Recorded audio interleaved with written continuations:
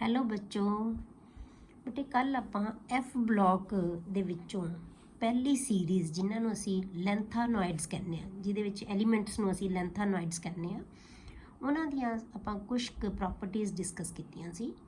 ਅੱਜ ਬੇਟੇ ਆਪਾਂ ਕਰਦੇ ਆ ਕੈਮੀਕਲ ਰਿਐਕਟੀਵਿਟੀ ਉਹਨਾਂ ਦੀ, ਲੈਂਥਾਨੋਇਡਸ ਦੀ ਕੈਮੀਕਲ ਰਿਐਕਟੀਵਿਟੀ। ਠੀਕ ਹੈ, the lanthanoids are generally more reactive than d block elements. D block ਦੇ ਐਲੀਮੈਂਟਸ ਨਾਲੋਂ ਜਿਹੜੇ ਲੈਂਥਾਨੋਇਡਸ ਹੁੰਦੇ ਆ ਇਹ ਜ਼ਿਆਦਾ ਰਿਐਕਟਿਵ, ਜਾਂ ਆਪਾਂ ਕਹਿ ਸਕਦੇ ਹਾਂ ਐਫ ਬਲੌਕ ਦੇ ਜਾਂ ਇਨਰ ਟ੍ਰਾਂਜੀਸ਼ਨ ਐਲੀਮੈਂਟਸ ਹੈ ਜਿਹੜੇ ਉਹ ਮੋਰ ਰਿਐਕਟਿਵ ਹੁੰਦੇ ਆ as compare to d block ਜਾਂ transition elements. They have almost similar chemical reactivity. ਇਹਨਾਂ ਦੀ ਆਪਸ ਦੇ ਵਿੱਚ ਤਕਰੀਬਨ ਜਿਹੜੇ ਲੈਂਥਾਨੋਇਡਸ ਹੈ ਉਹਨਾਂ ਦੀ ਜਿਹੜੀ ਕੈਮੀਕਲ ਰਿਐਕਟਿਵਿਟੀ ਹੈ ਉਹ ਤਕਰੀਬਨ ਸਿਮਿਲਰ ਹੁੰਦੀ ਹੈ। ਠੀਕ ਹੈ, ਆਪਾਂ ਪਹਿਲਾਂ ਪੜ੍ਹਿਆ ਕਿ ਉਹਨਾਂ ਦੇ ਸਾਈਜ਼ ਤਕਰੀਬਨ ਉਹੀ ਹੁੰਦੇ ਆ, ਇਸੇ ਕਰਕੇ ਉਹਨਾਂ ਦੀਆਂ ਜਿੰਨੀਆਂ ਵੀ ਪ੍ਰੋਪਰਟੀਜ਼ ਆ ਉਹ ਕੀ ਹੋਣਗੀਆਂ, ਸੇਮ ਹੋਣਗੀਆਂ। In general the earlier members of the series are quite reactive similar to calcium. ਜਿਹੜੇ ਸ਼ੁਰੂ ਵਾਲੇ ਮੈਂਬਰਸ ਹੈ ਉਹ ਕੀ ਹੈ, ਬਹੁਤ ਜ਼ਿਆਦਾ ਰਿਐਕਟਿਵ ਹੁੰਦੇ ਆ, ਜਿਵੇਂ ਕੈਲਸ਼ੀਅਮ ਹੈ। But with increasing atomic number, ਜਿਵੇਂ ਜਿਵੇਂ ਐਟੋਮਿਕ ਨੰਬਰ ਵੱਧਦਾ ਜਾਂਦਾ ਹੈ, ਦੇ ਬਿਹੇਵ ਮੋਰ ਲਾਈਕ ਐਲੂਮੀਨੀਅਮ। ਉਹਨਾਂ ਦੀ ਰਿਐਕਟਿਵਿਟੀ ਹੈ ਜਿਹੜੀ ਉਹ ਐਲੂਮੀਨੀਅਮ ਵਰਗੀ ਹੁੰਦੀ ਜਾਂਦੀ ਹੈ ਜਿਵੇਂ ਜਿਵੇਂ ਐਟੋਮਿਕ ਨੰਬਰ ਵੱਧਦਾ ਜਾਂਦਾ ਹੈ। ਕਲੀਅਰ। ਜੇ ਅਸੀਂ ਬੇਟੇ E0 ਦੀ ਵੈਲਿਊਜ਼ ਦੇਖੀਏ for half reaction, E0 the value ਕਿਹਦੇ ਤੇ ਡਿਪੈਂਡ ਕਰਦੀ ਹੈ ਬੇਟੇ, ਆਪਾਂ ਦੇਖਿਆ ਸੀ ਕਿ ਇਹ ਸੋਲਿਊਸ਼ਨ ਦੇ ਵਿੱਚ ਹੁੰਦਾ ਹੈ। ਆਕਸੀਡਾਈਜ਼ਿੰਗ ਜਾਂ ਰਿਡਿਊਸਿੰਗ ਕਰੈਕਟਰ ਹੈ ਜਿਹੜਾ ਉਹ ਕੀ ਹੈ, ਸੋਲਿਊਸ਼ਨ ਦੇ ਵਿੱਚ ਹੁੰਦਾ ਹੈ। ਤਾਂ ਉਹਦੇ ਵਾਸਤੇ ਸਾਨੂੰ ਤਿੰਨ ਚੀਜ਼ਾਂ ਆਪਾਂ ਦੇਖਦੇ ਹਾਂ ਕਿ ਪਹਿਲਾਂ ਸੋਲਿਡ ਜਿਹੜਾ ਹੈਗਾ ਗੈਸ 'ਚ ਕਨਵਰਟ ਹੋਏਗਾ, ਉਹਦੇ ਵਾਸਤੇ ਸਾਨੂੰ ਸਬਲੀਮੇਸ਼ਨ ਐਨਰਜੀ ਚਾਹੀਦੀ ਹੈ। ਫਿਰ ਆਪਾਂ ਗੈਸ ਦੇ ਵਿੱਚੋਂ ਇਲੈਕਟ੍ਰੋਨ ਰਿਮੂਵ ਕਰਾਂਗੇ ਤਾਂ ਆਇਓਨਾਈਜੇਸ਼ਨ ਐਂਥੈਲਪੀ ਚਾਹੀਦੀ ਹੈ। ਫਿਰ ਆਪਾਂ ਕੀ ਕਰਦੇ ਹਾਂ ਬੇਟੇ, ਉਹਨੂੰ ਪਾਣੀ ਦੇ ਵਿੱਚ ਜਿਹੜਾ ਹੈਗਾ ਡਿਸੋਲਵ ਕਰਦੇ ਹਾਂ ਤਾਂ ਉਦੋਂ ਉਹਦੀ ਹਾਈਡਰੇਸ਼ਨ ਐਂਥੈਲਪੀ ਹੈ। ਇਹ ਤਿੰਨੇ ਐਂਥੈਲਪੀਜ਼ ਡਿਸਾਈਡ ਕਰਨਗੀਆਂ ਕਿ ਇਹਦੀ ਜਿਹੜੀ E0 ਦੀ ਵੈਲਿਊ ਹੈ ਉਹ ਕਿੰਨੀ ਹੋਏਗੀ, ਉਹਦੇ 'ਤੇ ਡਿਪੈਂਡ ਕਰੇਗੀ। ਠੀਕ ਹੈ, ਤਾਂ ਇਹਨਾਂ ਦੀ ਜਿਹੜੀ E0 ਦੀ ਵੈਲਿਊ ਹੈ ਨਾ ਬੇਟੇ, ਕਿਉਂਕਿ ਆਪਾਂ ਪੋਟੈਂਸ਼ੀਅਲ ਹਮੇਸ਼ਾ ਰਿਡਕਸ਼ਨ ਦੀ ਫਾਰਮ ਦੇ ਵਿੱਚ ਲੈਂਦੇ ਹਾਂ, ਇਸ ਕਰਕੇ ਆਪਾਂ ਰਿਡਕਸ਼ਨ ਹੀ ਸ਼ੋ ਕੀਤੀ ਹੋਈ ਹੈ ਕਿ Ln3 ਪੋਜ਼ਿਟਿਵ। Ln ਦਾ ਮਤਲਬ ਕੀ ਹੈ, ਲੈਂਥਾਨੋਇਡਸ ਨੂੰ ਆਪਾਂ ਸਿੰਬਲ ਹੈ ਲੈਂਥਾਨੋਇਡਸ ਦਾ, Ln3 positive plus 3 electrons gives Ln solid. ਇਹ ਇਕੁਅਸ ਹੈ, ਇਹ ਸੋਲਿਡ ਹੈ। ਅਦਰਵਾਈਜ਼ ਆਪਾਂ ਇੱਧਰ ਨੂੰ ਚੱਲਦੇ ਹਾਂ, ਪਰ ਰਿਡਕਸ਼ਨ ਪੋਟੈਂਸ਼ੀਅਲ ਆਪਾਂ ਕਿਉਂਕਿ ਆਪਾਂ ਬਾਏ ਕਨਵੈਨਸ਼ਨ ਆਪਾਂ ਹਮੇਸ਼ਾ ਰਿਡਕਸ਼ਨ ਪੋਟੈਂਸ਼ੀਅਲ ਹੀ ਲੈਂਦੇ ਹਾਂ ਤਾਂ ਆਪਾਂ ਇੱਦਾਂ ਹੀ ਸ਼ੋ ਕਰਾਂਗੇ ਇਹਨੂੰ। ਠੀਕ ਹੈ, ਅਦਰਵਾਈਜ਼ ਇਹ ਕੀ ਹੁੰਦੇ ਆ ਬੇਟੇ, ਰਿਡਿਊਸਿੰਗ ਨੇਚਰ ਦੇ, ਕਿਉਂਕਿ ਇਹ ਆਪ ਇਲੈਕਟ੍ਰੋਨ ਲੂਜ਼ ਕਰਦੇ ਆ।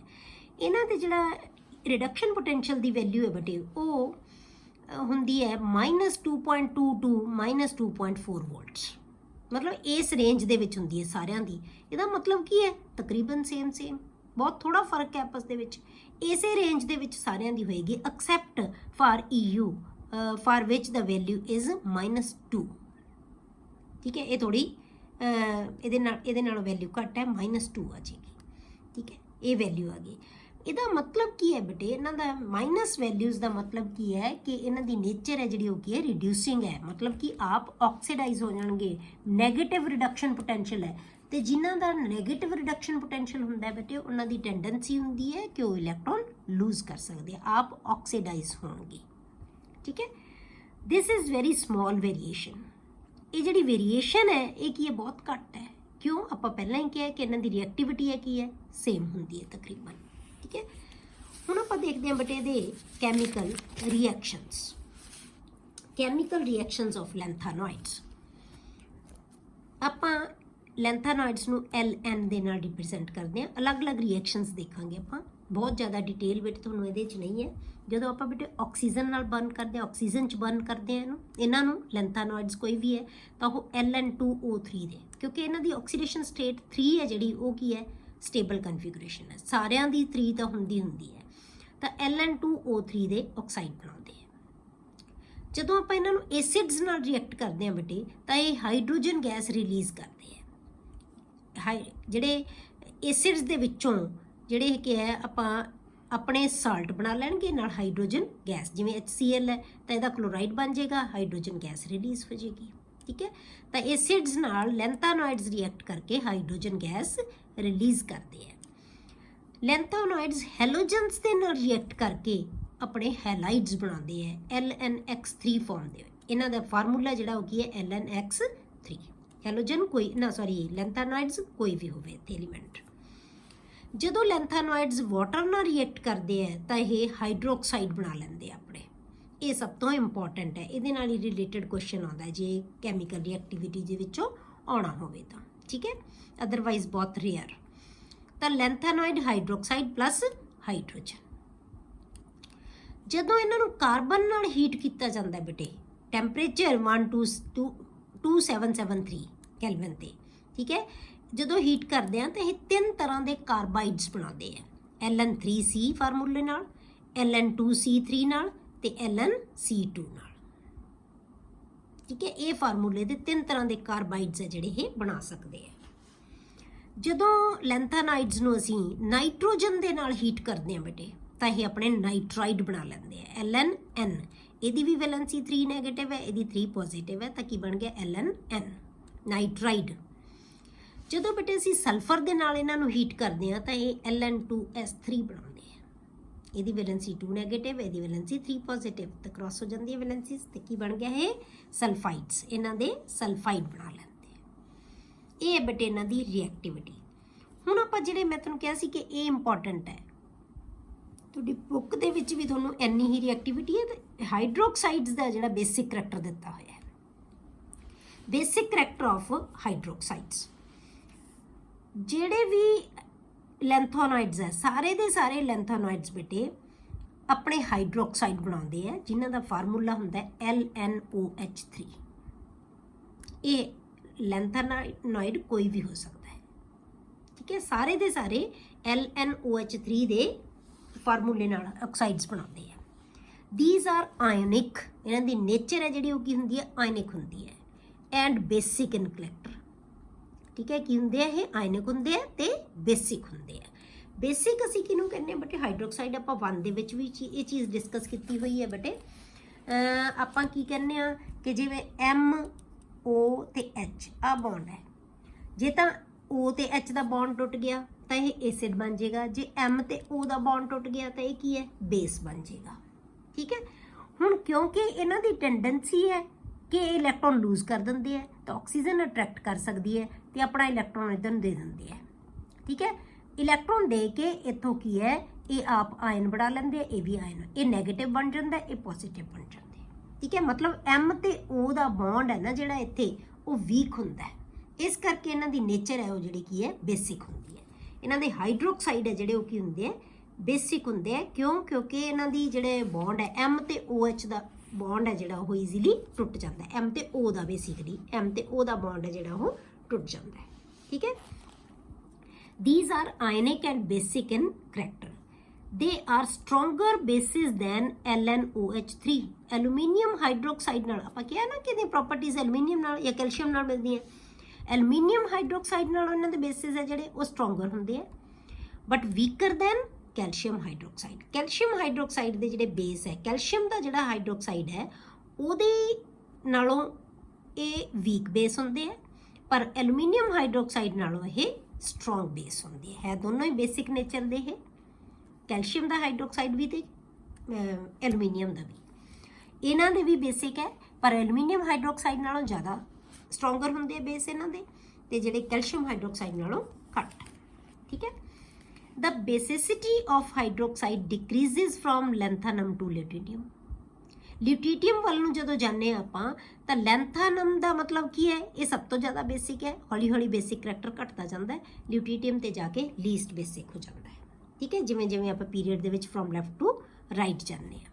ਹੁਣ ਇਹਦਾ ਰੀਜ਼ਨ ਕੀ ਹੈ ਬੇਟੇ, ਕਿਉਂ ਬੇਸਿਕ ਕਰੈਕਟਰ ਘਟਦਾ ਹੈ? ਇਹੀ ਤੁਹਾਨੂੰ ਰੀਜ਼ਨ ਆਉਂਦਾ ਹੈ ਕਿ ਲੈਂਥਾਨਮ ਹਾਈਡਰੋਕਸਾਈਡ ਹੈ ਜਿਹੜਾ ਉਹ ਸਟਰੋਂਗਰ ਬੇਸ ਹੈ ਤੇ ਲਿਊਟੀਟੀਅਮ ਹਾਈਡਰੋਕਸਾਈਡ ਹੈ ਲੀਸਟ ਬੇਸਿਕ ਹੈ। ਇਹਦਾ ਰੀਜ਼ਨ ਕਿਉਂ ਹੈ ਇਹ, ਠੀਕ ਹੈ। ਤਾਂ ਆਪਾਂ ਕੀ ਕਹਿੰਦੇ ਆ ਕਿ ਜਿਵੇਂ ਅਸੀਂ ਇੱਧਰੋਂ ਜਾਂਦੇ ਹਾਂ ਲੈਂਥਾਨਮ ਟੂ ਲਿਊਟੀਟੀਅਮ, ਇਹਦਾ ਜਿਹੜਾ ਐਜ਼ ਦਾ ਆਇਨਿਕ ਸਾਈਜ਼ ਡਿਕਰੀਜ਼ਸ, ਆਪਾਂ ਨੂੰ ਪਤਾ ਹੈ ਕਿ ਸਾਈਜ਼ ਹੈ ਜਿਹੜਾ ਡਿਕਰੀਜ਼ ਹੁੰਦਾ ਜਾਂਦਾ ਹੈ, ਜਿਵੇਂ ਜਿਵੇਂ ਅਸੀਂ ਲੈਫਟ ਟੂ ਰਾਈਟ ਜਾਂਦੇ ਹਾਂ ਤਾਂ ਕੰਟਰੈਕਸ਼ਨ ਦੇ ਕਰਕੇ ਸਾਈਜ਼ ਹੈ ਜਿਹੜਾ ਉਹ ਡਿਕਰੀਜ਼ ਹੁੰਦਾ ਜਾਂਦਾ ਹੈ। ਜਦੋਂ ਸਾਈਜ਼ ਡਿਕਰੀਜ਼ ਹੋ ਗਿਆ ਤੇ ਬੇਟੇ ਇੱਥੇ ਫਜ਼ਾਨ ਰੂਲ ਆ ਜਾਂਦਾ ਹੈ ਫਿਰ, ਕਿ ਜੇ ਕੈਟਾਇਨ ਦਾ ਸਾਈਜ਼ ਛੋਟਾ ਹੁੰਦਾ ਜਾਂਦਾ ਹੈ ਤਾਂ ਫਿਰ ਉਹਦੇ ਵਿੱਚ ਜਿਹੜਾ ਕੋਵੈਲੈਂਟ ਕਰੈਕਟਰ ਹੈ ਨਾ ਉਹ ਵੱਧ ਜਾਂਦਾ ਹੈ, ਕਿਉਂਕਿ ਆਪਾਂ ਕਿਹਾ ਇਹ ਆਇਨਿਕ ਹੁੰਦੇ ਹੈ। ਪਰ ਜਦੋਂ ਛੋਟਾ ਸਾਈਜ਼ ਹੁੰਦਾ ਜਾਏਗਾ, ਕੈਟਾਇਨ ਦਾ ਸਾਈਜ਼ ਘਟਦਾ ਜਾਏਗਾ ਕਿਉਂਕਿ ਚਾਰਜ ਤਾਂ ਬਹੁਤ ਹੈ ਇਹਨਾਂ ਦੇ ਉੱਤੇ। ਕੰਡੀਸ਼ਨਸ ਫਜ਼ਾਨ ਰੂਲ ਕੀ ਕਹਿੰਦਾ ਹੈ ਕਿ ਕੈਟਾਇਨ ਦਾ ਛੋਟਾ ਸਾਈਜ਼ ਹੋਵੇਗਾ ਤਾਂ ਆਇਨਿਕ ਜਿਹੜੇ ਕੰਪਾਊਂਡਸ ਹੈ ਉਹਨਾਂ 'ਚ ਜਿਹੜਾ ਕੋਵਲੈਂਟ ਕਰੈਕਟਰ ਜ਼ਿਆਦਾ ਹੋਏਗਾ। ਜੇ ਐਨਾਇਨ ਦਾ ਸਾਈਜ਼ ਵੱਡਾ ਹੋਏਗਾ ਤਾਂ ਕੋਵਲੈਂਟ ਕਰੈਕਟਰ ਜ਼ਿਆਦਾ ਹੋਏਗਾ। ਜੇ ਚਾਰਜ ਦੋਨਾਂ ਦੇ ਉੱਤੇ ਜ਼ਿਆਦਾ ਹੋਏਗਾ ਤਾਂ ਜਿਹੜਾ ਹੈਗਾ ਕੋਵਲੈਂਟ ਕਰੈਕਟਰ ਜ਼ਿਆਦਾ ਹੋਏਗਾ। ਠੀਕ ਹੈ, ਤੇ ਹੁਣ ਜੇ ਆਪਾਂ ਕੰਪੈਰੀਜ਼ਨ ਕਰੀਏ ਆਪਸ ਦੇ ਵਿੱਚ, ਇਸ ਆਇਨ ਨਾਲੋਂ ਇਸ ਆਇਨ ਦਾ ਸਾਈਜ਼ ਛੋਟਾ ਹੁੰਦਾ ਹੈ ਤਾਂ ਇਸ ਕਰਕੇ ਇਹਦੇ ਕੰਪੈਰੀਟਿਵਲੀ ਇਹਦੇ ਵਿੱਚ ਆਇਨਿਕ ਜਿਹੜਾ ਕੋਵਲੈਂਟ ਕਰੈਕਟਰ ਹੈ ਉਹ ਕੀ ਹੋਏਗਾ, ਜ਼ਿਆਦਾ ਹੋਏਗਾ। ਕੋਵਲੈਂਟ ਜ਼ਿਆਦਾ ਕਰੈਕਟਰ ਹੋਣ ਕਰਕੇ ਬੇਟੇ ਇਹ ਆਸਾਨੀ ਦੇ ਨਾਲ ਇਲੈਕਟ੍ਰੋਨ ਹੈ ਜਿਹੜੇ ਉਹ ਮਤਲਬ ਆਇਨਸ ਦੇ ਵਿੱਚ ਨਹੀਂ ਕਨਵਰਟ ਹੋਏਗਾ, ਇਹ ਅਟੈਚ ਰਹਿਣਗੇ ਆਪਸ ਦੇ ਵਿੱਚ।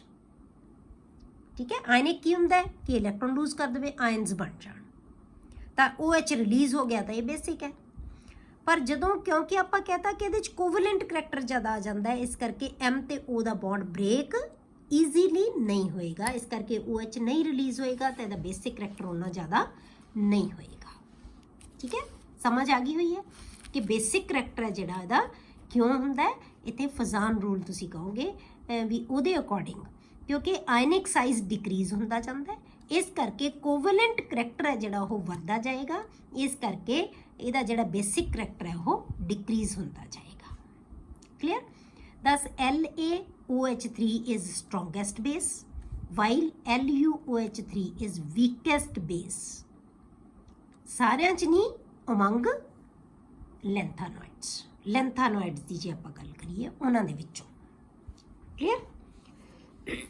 ਨੈਕਸਟ ਹੈ ਬੇਟੇ uses of lanthanoids। lanthanoids ਦੇ ਆਪਾਂ uses ਜੇ ਕਰੀਏ, the best use of the lanthanoids is for the production of alloy steels। alloy steel ਬਣਾਉਣ ਵਾਸਤੇ lanthanoids ਦੀ ਜਿਹੜੀ ਹੈਗੀ ਹੈ lanthanoids ਦਾ use ਕੀਤਾ ਜਾਂਦਾ ਹੈ for plates and pipes। a well known alloy is mish metal। ਬਹੁਤ ਇੰਪੋਰਟੈਂਟ ਹੈ ਇਹ ਮਿਸ਼ ਮੈਟਲ ਹੈ ਜਿਹੜੀ, ਇਹ ਇੱਕ ਵੈਲ ਨੋਨ ਐਲੋਏ ਹੈ। ਮਿਸ਼ ਮੈਟਲ ਇਹ ਕਿਹਦੇ ਵਾਸਤੇ ਯੂਜ਼ ਕਰਦੇ ਆ ਬੇਟੇ, ਜਾਂ ਇਹਦਾ ਕੰਬੀਨੇਸ਼ਨ ਕੀ ਹੈ, ਵਿਚ ਕੰਸਿਸਟ ਆਫ ਅ ਲੈਂਥਾਨੋਇਡ ਮੈਟਲ। ਕੋਈ ਵੀ ਲੈਂਥਾਨੋਇਡ ਮੈਟਲ ਇਹਦੇ ਵਿੱਚ ਆਮ ਤੌਰ ਤੇ ਸੀਜ਼ੀਅਮ ਨਾਲ ਬਣਾਇਆ ਜਾਂਦਾ ਹੈ। ਆਇਰਨ ਇਹਦੇ ਵਿੱਚ 95% ਤਾਂ ਲੈਂਥਾਨੋਇਡ ਮੈਟਲ ਹੋਏਗੀ, iron 5%, about 5%, and traces of sulphur, carbon, calcium and aluminium ਇਹਨਾਂ ਦੀਆਂ ਟ੍ਰੇਸਿਸ ਹੋਣਗੀਆਂ। ਠੀਕ ਹੈ, ਤਾਂ ਇਹਨਾਂ ਦੇ ਕੰਬੀਨੇਸ਼ਨ ਨੂੰ ਅਸੀਂ ਕੀ ਕਹਿੰਦੇ ਹਾਂ, ਮਿਸ਼ ਮੈਟਲ।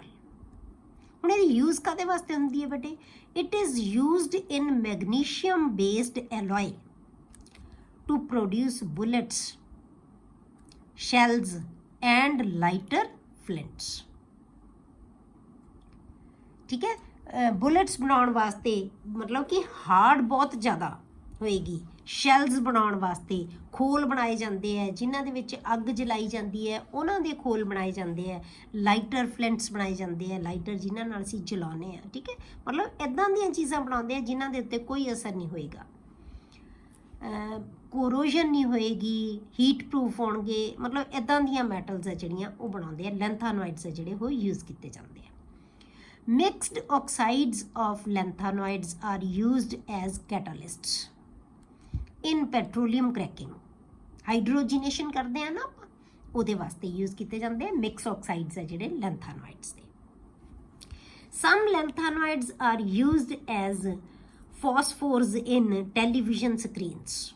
ਫਾਸਫੋਰਸ ਬੇਟੇ ਉਹ ਸਬਸਟੈਂਸਿਸ ਹੁੰਦੀਆਂ ਜਦੋਂ ਸਟ੍ਰਾਈਕ ਕਰਦੇ ਆ ਕੋਈ ਫੋਟੋਨਸ, ਉਹਨਾਂ ਦੀ ਲਾਈਟ ਸਟ੍ਰਾਈਕ ਕਰਦੀ ਹੈ ਤਾਂ ਉਹ ਚਮਕਦੇ ਹੈ, ਫਲੋਰੇਸੈਂਟ ਹੁੰਦੇ ਆ ਜਿਹੜੇ, ਉਹਨਾਂ ਨੂੰ ਕਹਿੰਦੇ ਆ।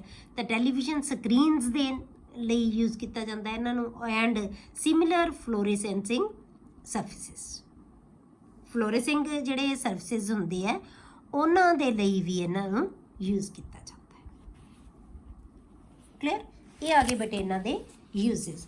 ਹੁਣ ਤੁਸੀਂ ਬੇਟੇ ਮੇਨ ਚੀਜ਼ਾਂ ਹੈ ਨਾ ਜਿਹੜੀਆਂ ਲੈਂਥਾਨੋਇਡਸ ਦੇ ਵਿੱਚੋਂ ਕੁਛ ਕੁ ਤੁਸੀਂ ਚੀਜ਼ਾਂ ਨੂੰ ਯਾਦ ਰੱਖਣਾ ਹੈ ਜਿਹੜੀਆਂ ਇੰਪੋਰਟੈਂਟ ਹੈ।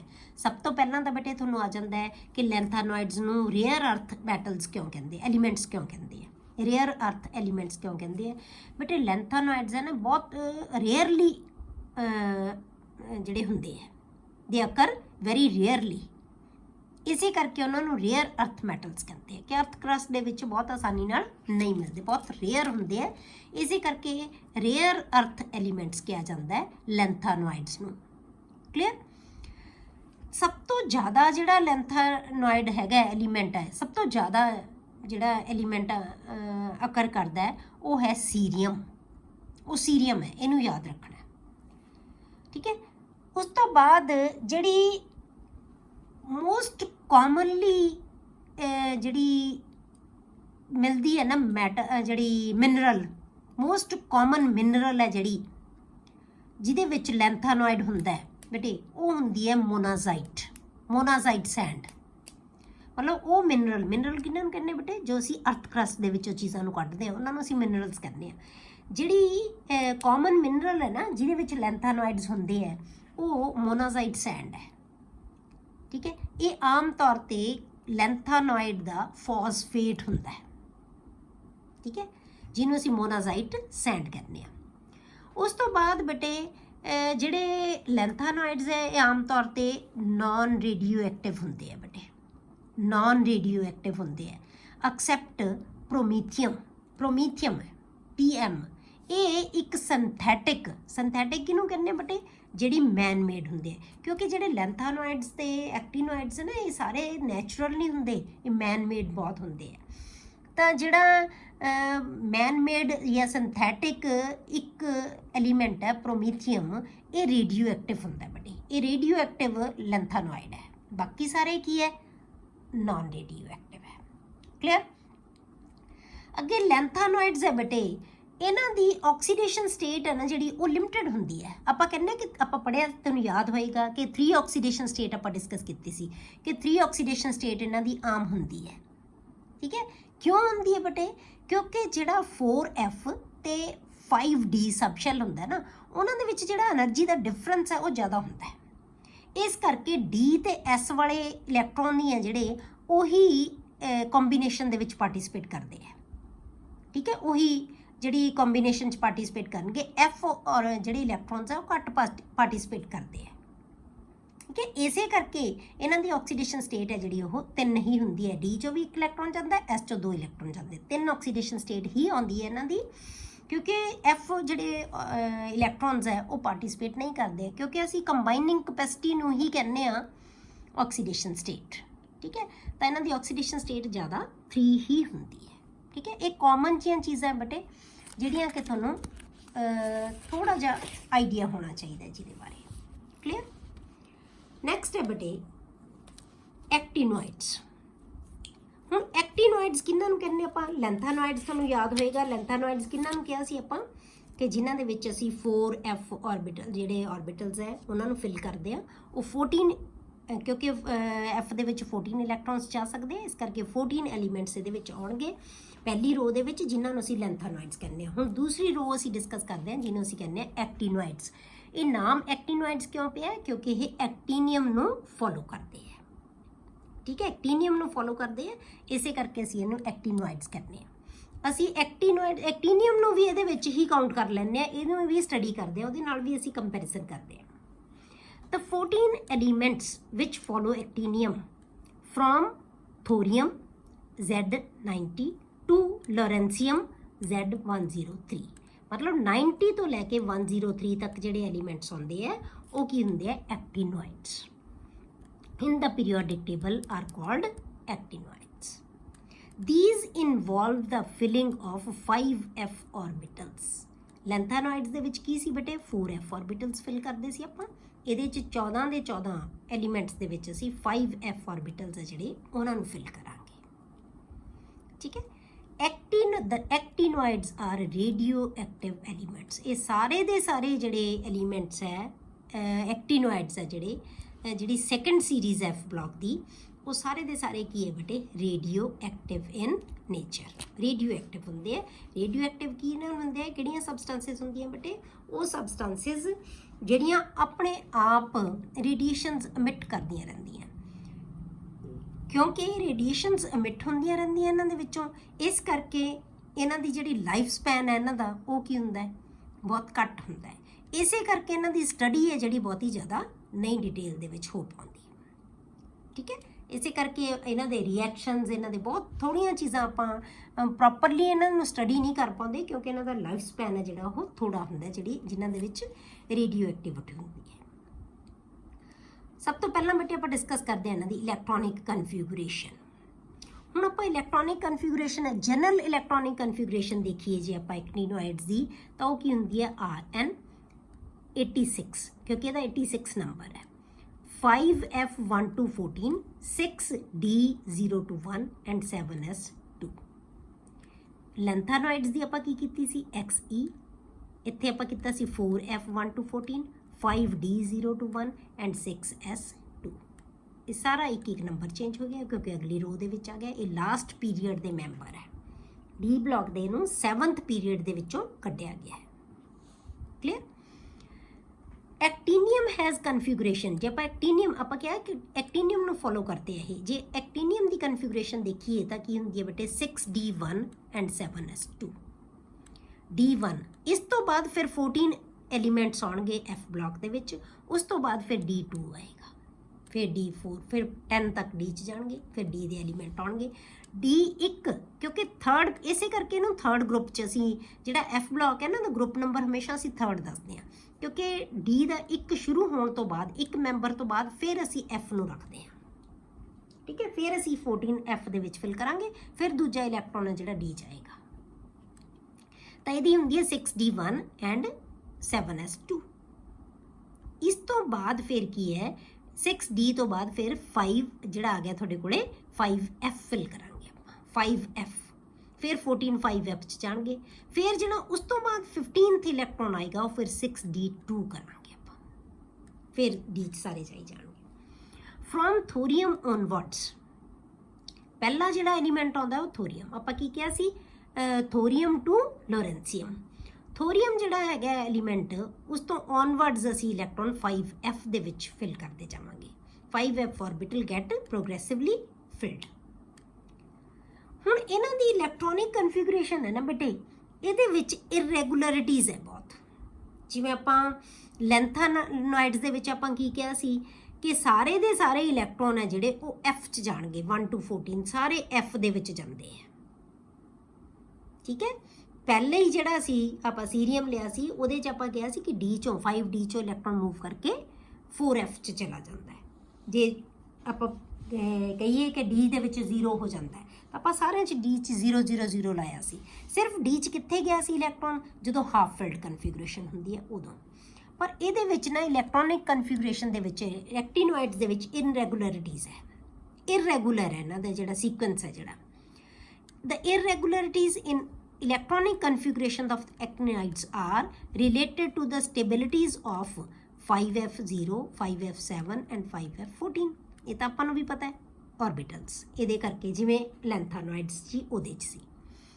therefore electronic configuration of americium AMZ95 and curium CMZ96 are RN5F7 and 7S2, ठीक है। 95 ਦਾ ਤਾਂ ਇਹ ਕਨਫਿਗੂਰੇਸ਼ਨ ਬਣ ਗਈ, ਤੇ RN5F7 and 6D1 and 7S2 ਇਹ 96 ਦੀ ਹੋ ਗਈ। ਮਤਲਬ ਦੋਨਾਂ ਦੇ ਵਿੱਚ ਹੀ 5F ਦੇ ਵਿੱਚ 7 ਇਲੈਕਟ੍ਰੋਨਸ ਹੈ, ਕਿਉਂਕਿ ਹਾਫ ਫਿਲਡ ਹੈ। ਇਸ ਕਰਕੇ ਜਿਹੜਾ ਇੱਥੇ ਜਿਹੜਾ 8th ਇਲੈਕਟ੍ਰੋਨ F 'ਚ ਜਾਣ ਦੀ ਬਜਾਏ ਕਿੱਥੇ ਜਾਏਗਾ, D 'ਚ। ਕਿਉਂ? ਕਿਉਂਕਿ ਇਹਦੀ ਕਨਫਿਗੂਰੇਸ਼ਨ ਸਟੇਬਲ ਕਨਫਿਗੂਰੇਸ਼ਨ ਹੈ, ਬਿਲਕੁਲ ਉਹੀ ਚੀਜ਼ ਜੋ ਆਪਾਂ ਲੈਂਥਾਨੋਇਡਸ ਦੇ ਵਿੱਚ ਪੜ੍ਹੀ ਸੀ, ਠੀਕ ਹੈ। and of nobelium NO Z102 and lawrencium Z103 are RN F14 5F14 7S2 and ਜਿਹੜਾ 103 ਦਾ ਹੈ ਉਹ ਕੀ ਹੈ, RN 5F14 6D1 and 7S2। ਹੁਣ ਇੱਥੇ ਵੀ D ਦੇ ਵਿੱਚ ਇੱਕ ਇਲੈਕਟ੍ਰੋਨ ਚਲਾ ਗਿਆ, ਹਾਫ ਫਿਲਡ ਜਦੋਂ ਹੋਇਆ ਸੀ ਉਦੋਂ ਵੀ। ਮਤਲਬ ਕਿ ਜਿਹੜੀ ਇਰੈਗੂਲਰਿਟੀ ਆਉਂਦੀ ਕਿੱਥੇ ਆਉਂਦੀ ਹੈ, ਜਾਂ ਉਹ ਹਾਫ ਫਿਲਡ ਹੋ ਰਿਹਾ ਹੋਵੇ ਜਾਂ ਉਹ ਫੁੱਲੀ ਫਿਲਡ ਹੋ ਰਿਹਾ ਹੋਵੇ, ਤਾਂ ਇਲੈਕਟ੍ਰੋਨ ਹੈ ਜਿਹੜਾ।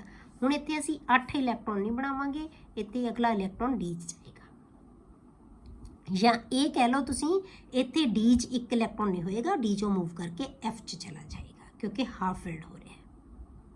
ਇੱਥੇ ਵੀ ਐਵੇਂ ਹੀ ਡੀ 'ਚ ਨਹੀਂ ਇਲੈਕਟ੍ਰੋਨ ਹੋਏਗਾ, ਡੀ ਦੀ ਬਜਾਏ ਐਫ 'ਚ ਚਲਾ ਜਾਏਗਾ ਕਿਉਂਕਿ ਇਹ ਹਾਫ ਫਿਲਡ ਹੈ। ਜੇ ਆਪਾਂ ਡੀ ਬਲੌਕ ਦੇ ਵਿੱਚ ਵੀ ਪੜ੍ਹੀਆਂ ਸੀ ਐਕਸੈਪਸ਼ਨਸ ਤਾਂ ਉਹੀ ਚੀਜ਼ ਇੱਥੇ ਹੈ। ਪਰ ਜਿਹੜੀਆਂ ਇਹਨਾਂ ਦੇ ਵਿੱਚ ਨਾ ਬੇਟੇ ਇਹਨਾਂ ਦੀ ਫਿਲਿੰਗ ਹੈ ਨਾ ਜਿਹੜੀ 6D ਤੇ 5F ਦੀ ਜਿਹੜੀ ਆਪਾਂ ਫਿਲਿੰਗ ਕਰਨੀ ਹੈ 6D ਤੇ 5F ਦੇ ਵਿੱਚ ਜਿਹੜੀ ਆਪਾਂ ਫਿਲਿੰਗ ਕਰਾਂਗੇ ਉਹ ਅਨਸਰਟਨ ਹੈ। ਜਿਵੇਂ ਆਪਾਂ ਐਫ ਦੇ ਵਿੱਚ ਲੈਂਥਾਨੋਇਡਸ ਦੇ ਵਿੱਚ ਤਾਂ ਸਪੈਸ਼ਲ ਕਹਿਤਾ ਸੀ ਕਿ ਸਿਰਫ ਇੱਥੇ ਹੀ ਚੇਂਜਸ ਆਉਣਗੀਆਂ, ਅਦਰਵਾਈਜ਼ ਸਾਰਿਆਂ ਦੇ ਵਿੱਚ ਕੀ ਹੁੰਦਾ 1 ਇਲੈਕਟ੍ਰੋਨ ਆਏਗਾ ਹੀ ਆਏਗਾ। ਜਿੱਥੇ ਸਟੇਬਲ ਕਨਫੀਗਰੇਸ਼ਨ ਹੋ ਰਹੀ ਹੈ ਉਹ ਡੀ ਦੇ ਵਿੱਚ ਮੂਵ ਕਰ ਜਾਏਗਾ ਇਲੈਕਟ੍ਰੋਨ। ਹੁਣ ਇੱਥੇ ਵਿੱਚ ਕੀ ਹੈ, there are some uncertainties regarding the filling of 5D and 5F and 6D subshell। ਇਹਦੇ ਵਿੱਚ ਕੁਝ ਅਨਸਰਟਨਟੀਜ਼ ਹੈ ਬੇਟੇ ਕਿ ਇਲੈਕਟ੍ਰੋਨ 5F 'ਚ ਹੋਏਗਾ ਕਿ ਇਲੈਕਟ੍ਰੋਨ 6D 'ਚ ਹੋਏਗਾ, ਕਦੋਂ ਹੋਏਗਾ ਇਹਦੇ ਬਾਰੇ ਸਰਟਨਟੀ ਨਹੀਂ ਹੈ। because of almost equal energy of 5F and 6D shells। ਬੇਟੇ ਜਿਵੇਂ ਆਪਾਂ ਕਿ 4F ਤੇ 5D ਦੇ ਵਿੱਚ એનર્ਜੀ ਲੈਵਲ ਦਾ ਡਿਫਰੈਂਸ ਹੈ, ਉਹਦਾ એનર્ਜੀ ਡਿਫਰੈਂਸ ਜ਼ਿਆਦਾ ਹੁੰਦਾ ਹੈ। ਇਸ ਕਰਕੇ ਬਹੁਤ ਆਪਾਂ ਫ੍ਰੀਕੁਐਂਟਲੀ ਨਹੀਂ ਕਹਿ ਸਕਦੇ ਕਿ ਇਲੈਕਟ੍ਰੋਨ ਜਾਂ ਐਫ 'ਚ ਹੈ ਕਿ ਡੀ 'ਚ ਹੈ, ਸਾਨੂੰ ਪਤਾ ਹੀ ਨਹੀਂ। ਪਰ ਕਿਉਂਕਿ 5F ਤੇ 6D ਸਬਸ਼ੈਲ ਹੈ ਨਾ ਜਿਹੜੇ, ਇਹਨਾਂ ਦਾ એનર્ਜੀ ਲੈਵਲ ਆਲਮੋਸਟ ਇਕੁਅਲ ਹੈ, ਆਲਮੋਸਟ ਇਕੁਅਲ। ਇਸ ਕਰਕੇ ਕਿ ਇਲੈਕਟ੍ਰੋਨ 5F 'ਚ ਹੈ ਕਿ 6D 'ਚ ਹੈ ਉਹਦੇ ਵਿੱਚ ਅਨਸਰਟਨਟੀ ਰਹਿੰਦੀ ਹੈ। ਇਸ ਕਰਕੇ ਅਸੀਂ ਰੈਗੂਲਰਲੀ ਨਹੀਂ ਕਹਿ ਸਕਦੇ ਕਿ 6D 'ਚ ਇਲੈਕਟ੍ਰੋਨ ਰਹੇਗਾ ਜਾਂ ਉਹ 5F 'ਚ ਹੀ ਹੋਏਗਾ। ਇਸ ਕਰਕੇ ਆਪਾਂ ਨੂੰ ਕਲੈਰਿਟੀ ਨਹੀਂ ਹੈ, ਠੀਕ ਹੈ। Because of almost equal energy of 5F and 6D subshells, therefore there is a doubt whether thorium contain 5 electrons or not। ਇਸ ਕਰਕੇ ਡਾਊਟ ਹੈ ਕਿ ਜਿਹੜਾ ਥੋਰੀਅਮ ਹੈ ਪਹਿਲਾ ਐਲੀਮੈਂਟ ਹੈ ਕਿ ਉਹਦੇ ਵਿੱਚ ਇਲੈਕਟ੍ਰੋਨ 5F 'ਚ ਹੁੰਦਾ ਹੈ ਕਿ 6D 'ਚ ਹੁੰਦਾ ਹੈ, ਇਹ ਕਲੈਰਿਟੀ ਨਹੀਂ ਹੈਗੀ। ਇਸੇ ਕਰਕੇ ਉਹਦੇ ਵਾਸਤੇ 2 ਇਲੈਕਟ੍ਰੋਨਿਕ ਕਨਫੀਗਰੇਸ਼ਨ ਹੈ ਜਿਹੜੀਆਂ ਉਹ ਸੁਜੈਸਟ ਕੀਤੀਆਂ ਗਈਆਂ ਬੇਟੇ। ਉਹ ਕਨਫੀਗਰੇਸ਼ਨ ਉਹ ਕੀ ਹੈ 5F0 6D2 ਐਂਡ 7S2। ਜਾਂ ਤਾਂ ਇਹ ਕਨਫੀਗਰੇਸ਼ਨ ਹੋ ਸਕਦੀ ਹੈ, ਮਤਲਬ 5F 'ਚ ਇਲੈਕਟ੍ਰੋਨ ਜਾਂਦਾ ਹੀ ਨਹੀਂ, ਦੂਸਰਾ ਇਲੈਕਟ੍ਰੋਨ ਵੀ 6D 'ਚ ਚਲਾ ਜਾਂਦਾ ਹੈ ਕਿਉਂਕਿ ਦੋਨਾਂ ਦੀ એનર્ਜੀ ਲੈਵਲ ਕੀ ਹੈ ਸੇਮ ਹੈ। ਜਿੱਥੇ ਇਲੈਕਟ੍ਰੋਨ ਪਹਿਲਾ ਸੀ ਉੱਥੇ ਇਲੈਕਟ੍ਰੋਨ ਅਗਲਾ ਵੀ ਚਲਾ ਜਾਂਦਾ ਹੈ। ਇਸੇ ਤਰ੍ਹਾਂ ਜਾਂ ਫਿਰ ਕੀ ਕਹਿ ਸਕਦੇ ਆਪਾਂ 5F1 6D1 ਐਂਡ 7S2 ਇੱਕ ਇਲੈਕਟ੍ਰੋਨ F 'ਚ ਚਲਾ ਗਿਆ, ਮਤਲਬ ਇਹ ਕਲੈਰਿਟੀ ਹੈ ਹੀ ਨਹੀਂ ਕਿ ਇਲੈਕਟ੍ਰੋਨ ਕਿੱਥੇ ਜਾਏਗਾ। ਕਲੀਅਰ? ਇਸੇ ਕਰਕੇ ਇਹਨਾਂ ਦੀ ਆਕਸੀਡੇਸ਼ਨ ਸਟੇਟਸ ਹੈ ਜਿਹੜੀਆਂ ਉਹ ਡਿਫਰੈਂਟ ਹੁੰਦੀਆਂ, ਲੈਂਥਾਨੋਇਡਸ ਨਾਲੋਂ ਇਹ ਡਿਫਰੈਂਟ ਹੈ। ਕਲੀਅਰ ਹੋ ਗਿਆ? ਇਸ ਚੀਜ਼ ਨੂੰ ਧਿਆਨ ਕਰਨਾ ਬੇਟੇ ਕਿ ਜਿਹੜਾ ਆਪਾਂ ਕਿਹਾ ਕਿ ਕਿਉਂਕਿ ਇਹਦੇ 'ਚ ਅਨਸਰਟਨਟੀ ਹੁੰਦੀ ਹੈ ਕਿ ਇਲੈਕਟ੍ਰੋਨ ਇੱਥੇ ਹੈ ਕਿ ਇੱਥੇ ਹੈ, ਇਹਦਾ ਰੀਜ਼ਨ ਕੀ ਹੈ ਇਹਨਾਂ ਦੇ ਸੇਮ એનર્ਜੀ ਲੈਵਲ। ਇਸੇ ਕਰਕੇ ਆਪਾਂ ਦੱਸਦੇ ਹਾਂ ਕਿ ਆਪਾਂ ਜਿਹੜਾ ਇਲੈਕਟ੍ਰੋਨ ਹੈ ਉਹ ਇੱਥੇ ਆਏਗਾ। ਇਸੇ ਕਰਕੇ ਇਹ ਜਿਹੜੀ ਇਹਦੀ ਆਕਸੀਡੇਸ਼ਨ ਸਟੇਟ ਹੈ ਨਾ ਉਹ 4 ਸਟੇਬਲ ਬਣਾਏਗਾ ਕਿਉਂਕਿ ਚਾਰੋਂ ਦੇ ਚਾਰੋਂ ਇਲੈਕਟ੍ਰੋਨ ਕੀ ਹੈ ਲੂਜ਼ ਕਰ ਦੇਗਾ, ਜਾਂ ਚਾਰੋਂ ਇਹਨਾਂ ਦੇ ਕੰਬਾਈਨ ਕੈਮੀਕਲ ਕੰਬੀਨੇਸ਼ਨ ਦੇ ਵਿੱਚ ਪਾਰਟਿਸਿਪੇਟ ਕਰਨਗੇ ਚਾਰੋਂ ਇਲੈਕਟ੍ਰੋਨ, ਠੀਕ ਹੈ। ਇਸੇ ਕਰਕੇ ਦੀ ਆਕਸੀਡੇਸ਼ਨ ਸਟੇਟ ਕੀ ਹੋ ਜਾਏਗੀ 4। ਇਹਨਾਂ ਦੀ ਆਕਸੀਡੇਸ਼ਨ ਸਟੇਟਸ ਵੀ ਡਿਫਰੈਂਟ ਹੋਣਗੀਆਂ ਉਹਨਾਂ ਨਾਲੋਂ, ਠੀਕ ਹੈ। ਅਗਲੀਆਂ ਪ੍ਰੋਪਰਟੀਜ਼ ਬੇਟੇ ਆਪਾਂ ਨੈਕਸਟ ਲੈਕਚਰ ਦੇ ਵਿੱਚ ਕੱਲ੍ਹ ਵਾਲੇ ਲੈਕਚਰ 'ਚ ਡਿਸਕਸ ਕਰਾਂਗੇ। ਕੱਲ੍ਹ ਬਸ ਆਪਣਾ ਇਹ ਚੈਪਟਰ ਹੈ ਜਿਹੜਾ ਉਹ ਕੰਪਲੀਟ ਹੋ ਜਾਏਗਾ।